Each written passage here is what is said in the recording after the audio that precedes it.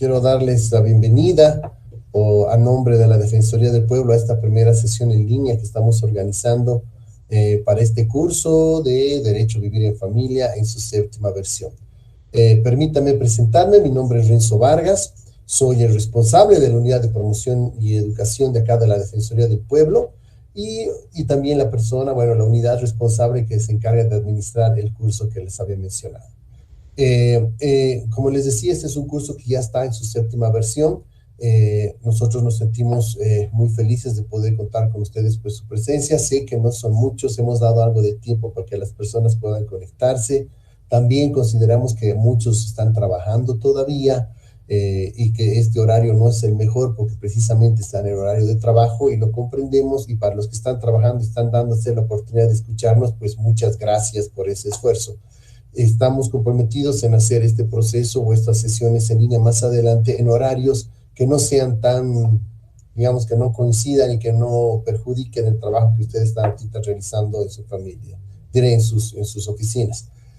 De todas maneras, esta sesión la vamos a tener filmada, la vamos a grabar y va a ser parte también del curso, la vamos a subir a la plataforma del aula virtual para que ustedes luego puedan compartirla con sus colegas que no están pudiendo participar y de este modo también puedan escuchar la sesión del día de hoy. La sesión del día de hoy precisamente es muy particular, ya que va a ser muy puntual, va a ser algo que de hecho hemos tenido que reprogramarla ya una vez por el tema de la apretada agenda de nuestra invitada del día de hoy. Hoy día trabajaremos con Verónica Gutiérrez Quiroga, que precisamente es la jefa de la unidad de los derechos de niñas, niños y adolescentes de acá de la Defensoría del Pueblo, que el día de hoy nos va a compartir algunos aspectos introductorios, pero muy importantes en relación al tema de derecho a vivir en familia. Esto compromete también a que más adelante, como les decía, vamos a tener una segunda sesión en línea que va a permitir, esperemos que sea un horario más adecuado para todas y todos, que va a permitir precisamente poder tener un encuentro más amplio, donde se puedan hacer las consultas respectivas, podamos complementar, podamos comentar, podamos también compartir experiencias en relación a este trabajo que tenemos comprometido con el bienestar y los derechos de las niñas, niños y adolescentes. Entonces, bueno, con estas palabras ya creo que podemos iniciar. Permítame entonces ahora ceder la palabra a Verónica Gutiérrez, que está con nosotros ahora en sala, quien les va, como les decía, a explicar de forma puntual todos aquellos aspectos importantes e introductorios del tema a derecho a vivir en familia. Muy buenas tardes, Vero, te agradezco mucho por acompañarnos en esta sesión. La sala es tuya. Muy buenas tardes, gracias Renzo, muy buenas tardes a todas y todos. El día de hoy me siento muy complacida porque vamos a hablar de un tema muy importante que es el derecho a vivir en familia de nuestras niñas, niños y adolescentes. Bueno, permítame presentarme nuevamente, mi nombre es Julia Verónica Gutiérrez Quiroga, soy jefa de unidad de niñez y adolescencia de la Defensoría del Pueblo. Bueno, decirles que esta unidad primordialmente tiene la labor de hacer investigaciones con relación a temáticas prioritarias en relación a lo que es la vulneración a derechos de la niñez y adolescencia. Precisamente en este derecho, el derecho a vivir en familia, pues se ha desarrollado desde la gestión 2017, 2019, inclusive en esta última gestión, se han sacado 2 informes defensoriales y va a salir un nuevo informe defensorial con respecto a lo que es los límites que limita a estos niños, niñas y adolescentes que se encuentran en situación de acogimiento a tener su derecho a vivir en familia. La última investigación, según los datos que hemos podido obtener, a nivel nacional existen 179 centros de acogimiento, ¿no? Que en los mismos que albergan 5.345 niños, niñas y adolescentes. Que lamentablemente el mayor porcentaje son adolescentes, ¿no? Y los mismos que han visto postergado su derecho a vivir en familia dentro de una familia que les provea esta protección y lamentablemente al término de cuando cumplan los 18 años, estos jóvenes van a haber sido finalmente lesionado su derecho a la familia y vivir sin haber recibido toda esa protección, ese cariño, ese afecto, que es lo que nosotros mediante la Defensoría del Pueblo, el Defensor del Pueblo, mediante las recomendaciones defensoriales, estamos tratando de hacer incidencia para que todos los que pertenecen al sistema de protección, que son las defensorías de la niñez, los CDGs, el Ministerio de Justicia, bueno, todos los que pertenecemos, los juzgados, el Consejo de la Magistratura, todos ellos, pues hagamos algo para evitar que esta situación permanezca en el tiempo, pues por los datos que tenemos que se ha relevado desde el año 2017, pues la situación de estos niños, niñas y adolescentes no ha cambiado, ¿no? Entonces es una labor de todas y de todos el que podamos visibilizar esta situación, y les agradezco mucho que tengan el interés de tomar este curso para poder tal vez aterrizar en ciertos conceptos muy importantes. Este curso será un poco breve, como ya les había anticipado Renzo, pero va a ser sustancioso. Por favor, empecemos.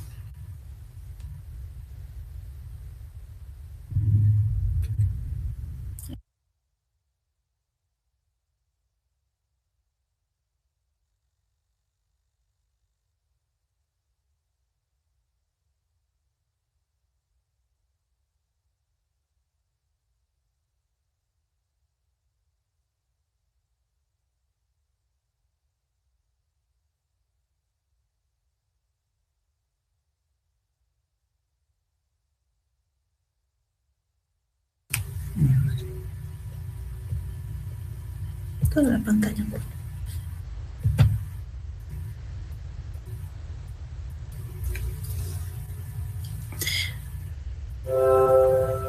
Ya.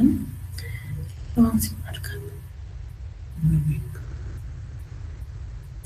Bien, hablaremos sobre la familia, que es como núcleo central de protección. Muy bien. Entonces diremos que los niños, niñas y adolescentes tenemos que partir de la idea que son titulares de derechos fundamentales consagrados tanto por los instrumentos internacionales como los instrumentos nacionales.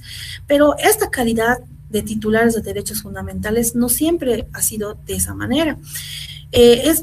Por eso vamos a remarcar que los derechos humanos,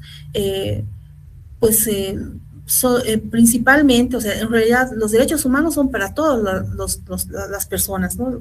Pero, y dentro de este grupo están los niños, niñas y adolescentes.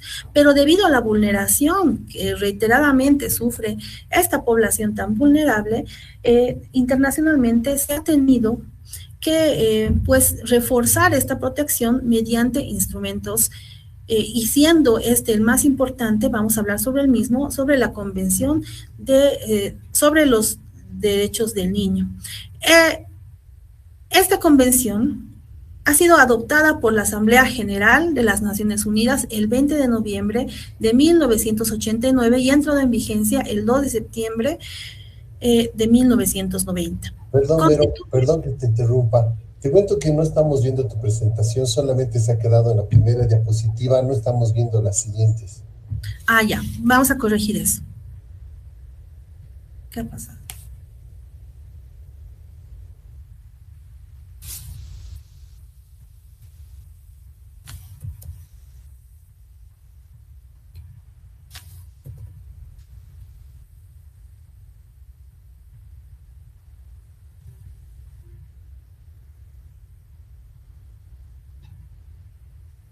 ¿Compartir?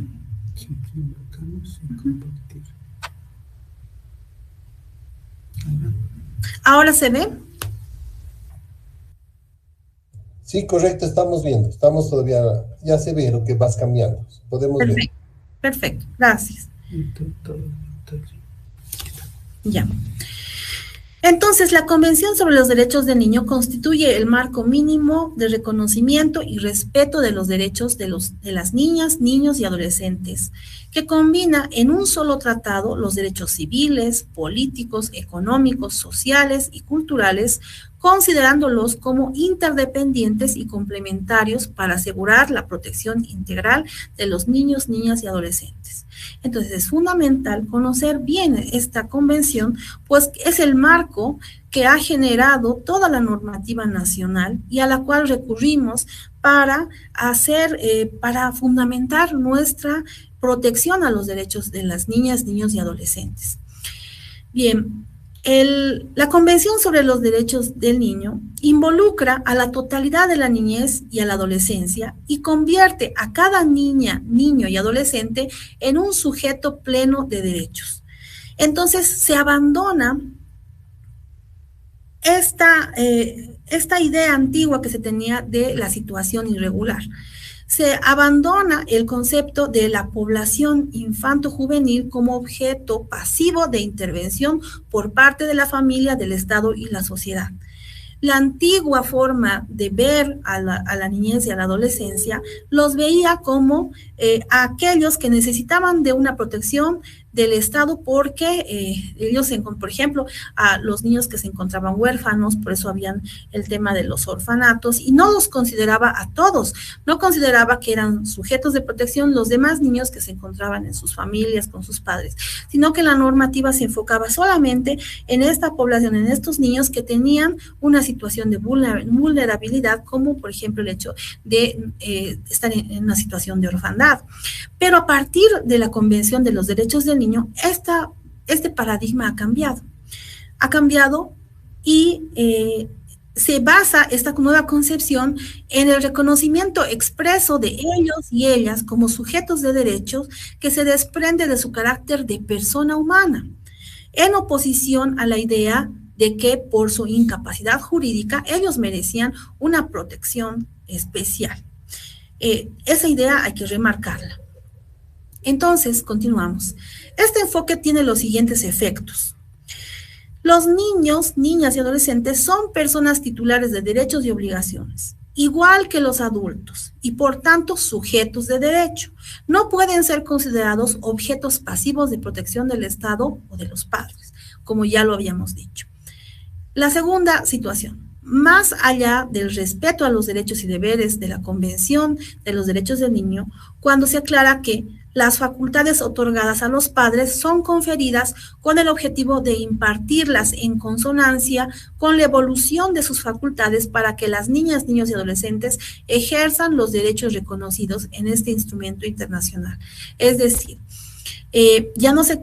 tenemos que dejar de considerar que los niños pertenecen a sus padres, sino que los que tienen los derechos son los niños y los padres están para acompañarlos, para protegerlos y para ayudarles a que ellos puedan ejercer estos derechos.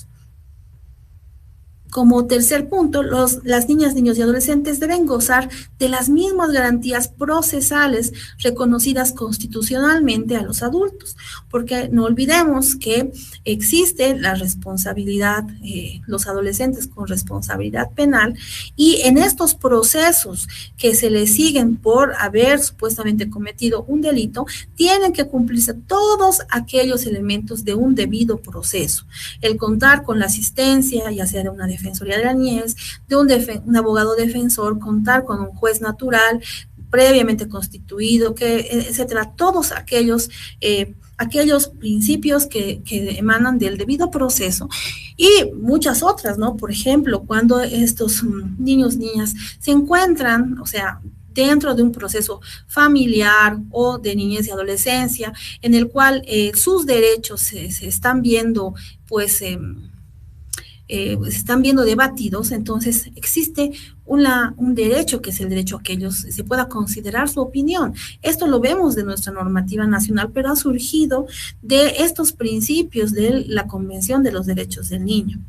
Por eso vamos a entrar a hablar acerca de los principios rectores de la Convención sobre los Derechos de los Niños.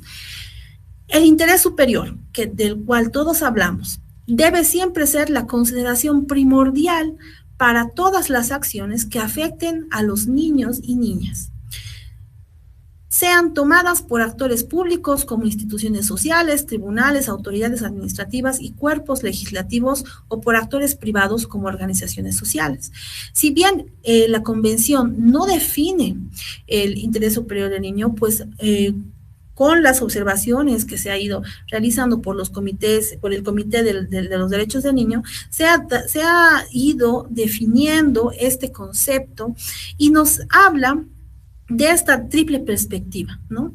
Que es como un derecho sustantivo, se lo ve también como un principio jurídico interpretativo fundamental y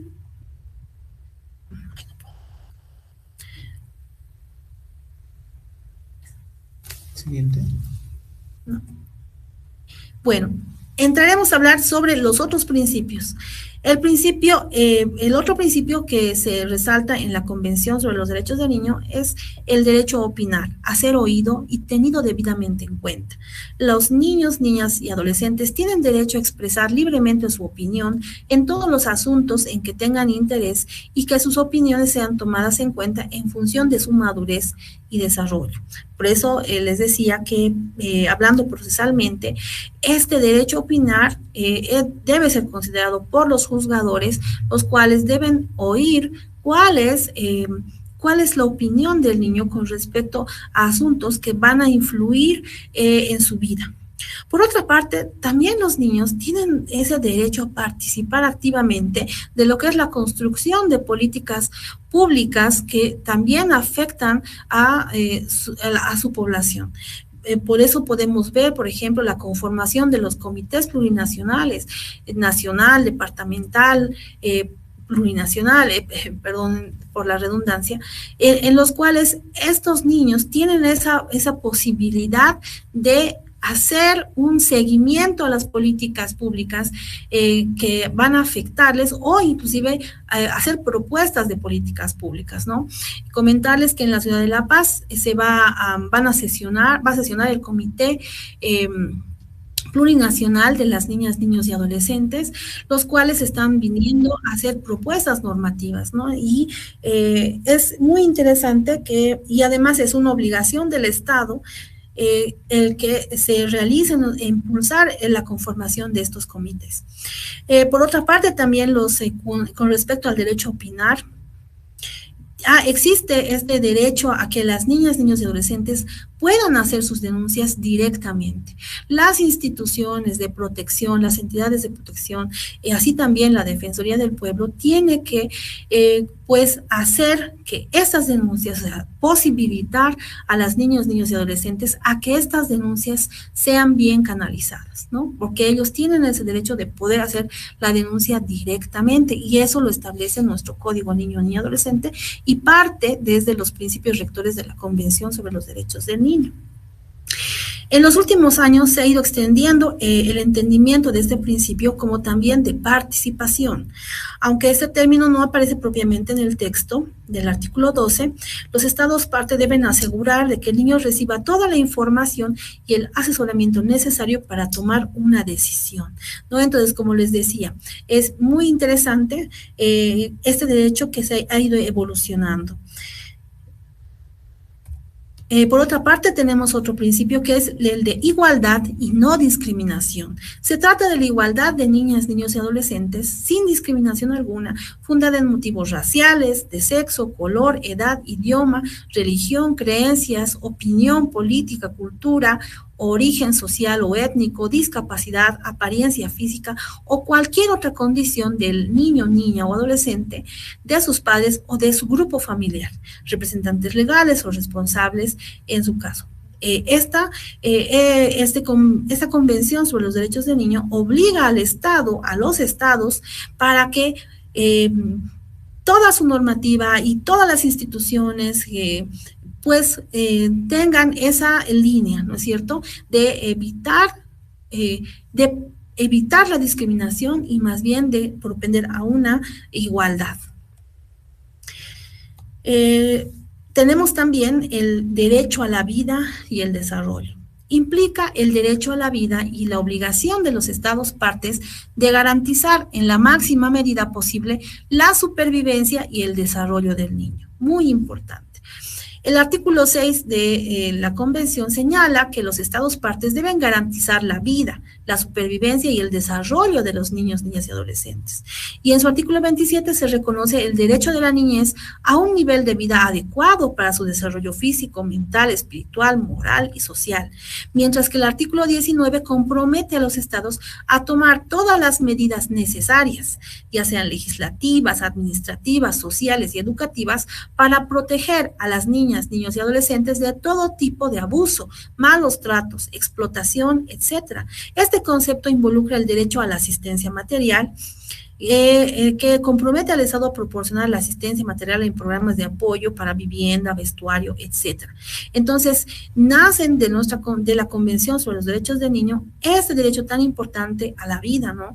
Entonces, por eso es que nuestras instituciones tienen que saber de dónde parten todos estos principios y derechos por los cuales nosotros todo el tiempo estamos luchando para que sean pues no vulnerados y para que más bien la niñez y adolescencia tenga ese derecho a una vida digna.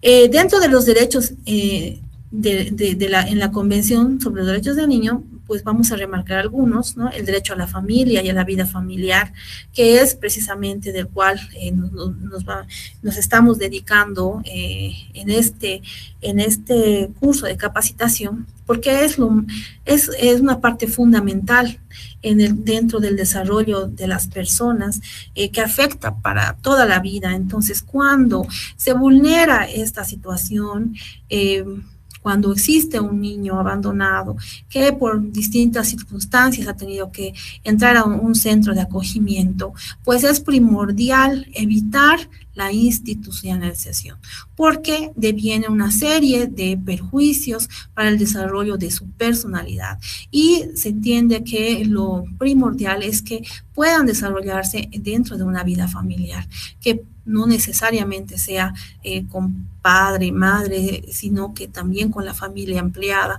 o algún familiar que le pueda proporcionar esta protección a la niña, niño y adolescente. Tenemos el derecho a la identidad, documentación e inscripción de nacimiento, que es fundamental para la niñez y la adolescencia, que lamentablemente también es un derecho que se vulnera. Por ejemplo, tenemos los niños que están en situación calle, ¿no? Que ellos no ven restituido este derecho a la identidad, y que las instituciones que estamos para protegerlos debemos hacer todas las acciones para que estos puedan ver restituido este derecho, que además les abre la posibilidad de tener muchos más derechos: el derecho a la educación, a la salud, etcétera. Derecho a la libertad de pensamiento, conciencia y religión, el derecho a la libertad de expresión y derecho a la información, de lo que habíamos hablado, ¿no? De que se le comunique y que sepa, ¿no? Que el niño pueda saber qué es lo que está sucediendo, ¿no? Derecho a la libre asociación y reunión, derecho a la integridad personal y protección contra abuso físico, mental, descuido o trato negligente, malos tratos o explotación, incluso el abuso sexual y a la explotación sexual.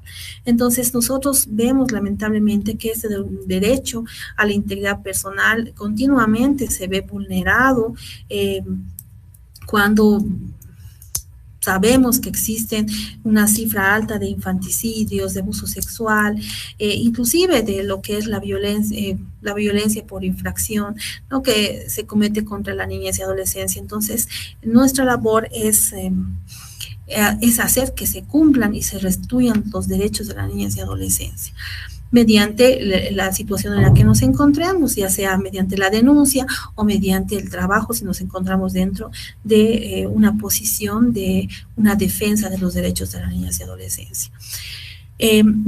También hay el derecho al descanso, a la recreación, derecho a la salud, a la educación, que es tan importante, derecho al nivel adecuado de vida, derecho a la seguridad social, importante, porque también, pues, existe una gran parte de la población de los adolescentes e inclusive los niños que trabajan, ¿no? Y el tema de la seguridad social es un derecho que se les está vulnerando continuamente. Con respecto a eso, la Defensoría del Pueblo, pues ha ha hecho una investigación al respecto. Pueden ustedes bajarla de la página oficial de la Defensoría del Pueblo con relación a este derecho de los niños y niñas trabajadores, ¿no? Y vemos cómo este derecho a la seguridad social pues no es respetado, ¿no? Y si bien ellos trabajan, pues lamentablemente no tienen este derecho a la seguridad social por muchos problemas, por muchos temas administrativos, ¿no? Y es la labor del Estado el asegurar que se cumple este derecho. El derecho a la protección contra el trabajo infantil y explotación económica, derecho a la libertad personal. Muy bien, vamos a seguir. Con el niño y su derecho a vivir en familia en Latinoamérica. La Convención sobre los Derechos del Niño sitúa a la familia como el entorno privilegiado e indiscutible para el desarrollo de los niños, niñas y adolescentes. Así como los niños tienen derecho a la educación, a la salud, al juego, a la libertad, a la expresión, también tienen el derecho a vivir en familia, porque es reconocido como un derecho. Por ello, la Convención le exige a los estados la creación de todas las estrategias posibles para que las familias puedan asumir todas sus responsabilidades. Desde su nacimiento, los niños y niñas tienen un alto nivel de dependencia de los recursos familiares y de los adultos responsables de su crianza. La familia es el lugar donde deben estar las personas que más les quieren y les protegen. Y como les habíamos mencionado, lamentablemente existe un gran número, según nuestra última investigación, más de 5,000 niños que a la fecha se encuentran en situación de acogimiento en los 179 centros de acogimiento que hay a nivel nacional y que están viendo vulnerado este derecho a vivir en familia. Según nuestra última investigación defensorial, se ha podido determinar que estos niños, el 60% cuenta con referente familiar, cuenta con familia ampliada que podrían restituir su derecho a la familia y reintegrarlos a su familia, pero lamentablemente muchas veces por la burocracia y situaciones de todo tipo, desde falta de presupuesto, falta de personal y falta de una organización quizás que pueda acelerar esta situación, hace que estos niños vean vulnerado este derecho a tener una vida en familia, y esto genera unos efectos muy negativos en el desarrollo de su personalidad. Este derecho es fundamental y les agradezco mucho y les pido que continúen estudiando los módulos de este curso de capacitación, porque es muy importante, es uno de los derechos más vulnerados de la niñez y de la adolescencia, el cual debemos visibilizar y debemos concientizar que tenemos que hacer algo. El Estado, por supuesto, está obligado a hacer todas las políticas públicas necesarias, y además no solo eso, sino también a dar el presupuesto necesario para que pueda disminuir esta situación, pero también nosotros como seres humanos, como personas, sensibilizarnos ante esta situación. Lamentablemente por el tiempo vamos a quedar aquí. Yo me comprometo que para la próxima clase podamos hacer todavía una revisión más amplia con datos que nosotros tenemos como Defensoría del Pueblo para ir enfatizando la importancia del derecho a vivir en familia y cómo está la situación de la niñez actualmente desde la investigación que hemos realizado. Muchísimas gracias por todo.